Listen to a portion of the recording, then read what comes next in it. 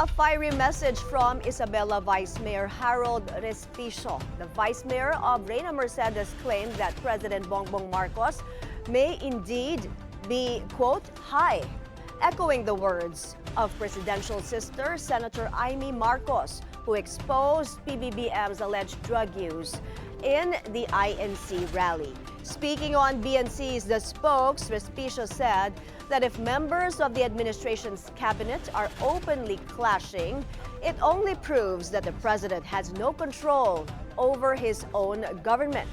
Former Executive Secretary Lucas Bersamin yesterday revealed that he never actually resigned, contradicting Malacanang's statement that he stepped down out of delicadeza. Mukha namang nadawit silang lahat. Ang problem dyan is, si BBM ang may control sa kanilang lahat. Si BBM ang may control sa Executive Secretary, siya ang may control sa DBM.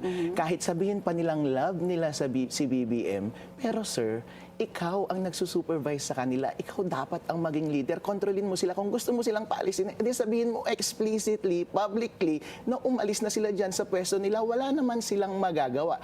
Kung yung simpleng bagay na yan, hindi mo pa magawa, sir, competent ka pa bang gawin yung trabaho mo? Baka totoo yung sinasabi ng kapatid mo na today, high ka.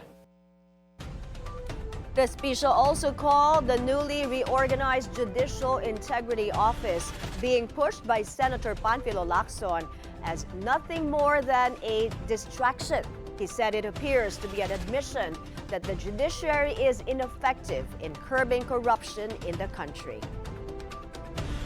Nahuhulog tayo sa patibong ni Senator Ping Lacson. Na-distract tayo sa main issue.